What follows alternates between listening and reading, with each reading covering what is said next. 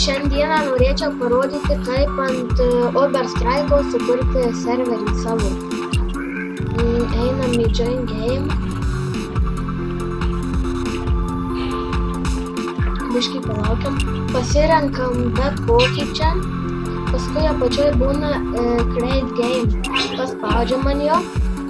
Pasirenkam kokį norit mapą. Čia pasirenkat, jeigu deathmatch, tai vienas kitą keliat, kas ką norit.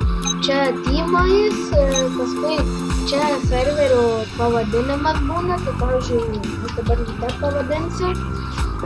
O čia max player, čia kiek laiko, kad norit būtų ir kiek kilų, kad per vieną raundą.